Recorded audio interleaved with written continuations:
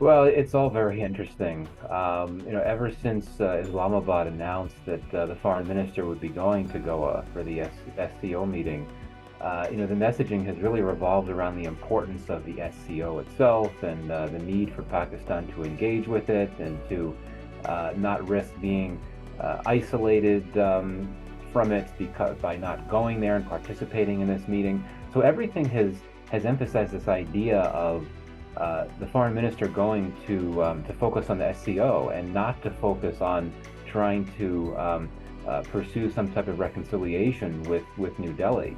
That's why, if it's true that there was a request for from Islamabad for the foreign minister to meet with his counterpart in India, that wouldn't make much sense. That would really, I think, undermine the rationale for the foreign minister going to Goa to start with, which is to keep the focus on the SCO, which is, I think, a regional organization that is very important for Pakistan's interest and an organization that Pakistan would want to be a part of. I mean, Pakistan is a part of relatively few regional organizations, particularly ones with as much influence as the SCO, which of course is dominated by China, Pakistan's best friend. So it wouldn't make sense. Why bother to request a meeting with Jaishankar? Why not look to the possibility of something spontaneous, a sidelines meeting, something like that? Why detract the focus from the heart of the matter, which is to engage with the SCO on issues of import to Pakistan?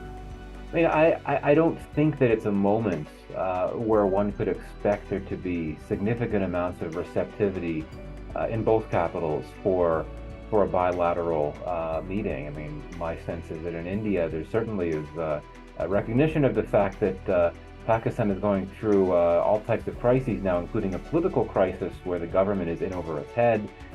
Theoretically, an election is supposed to happen just in a matter of months.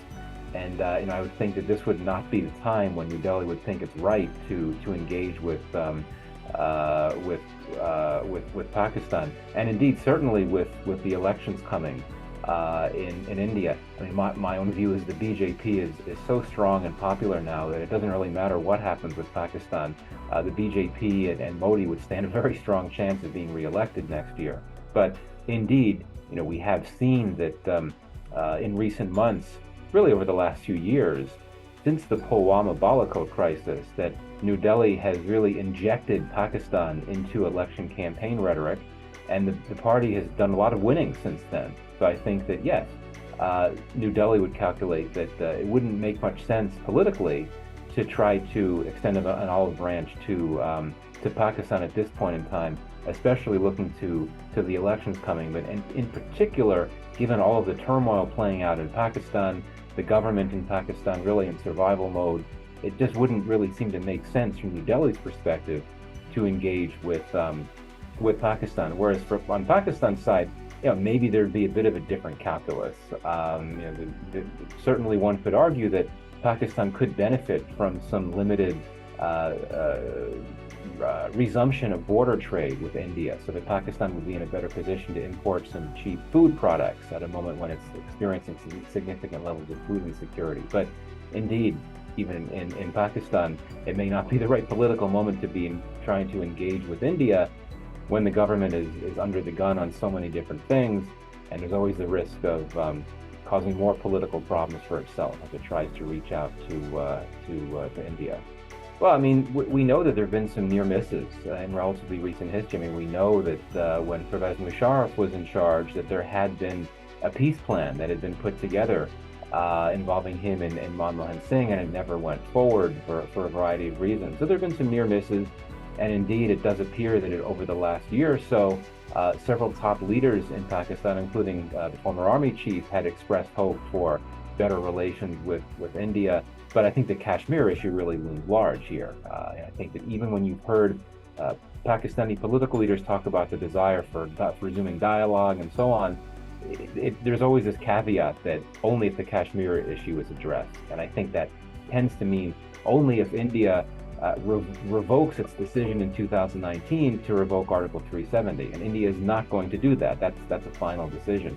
And, final point on this, it is quite telling that anytime it looks like there could be some type of opening, there's some type of problem that sets in.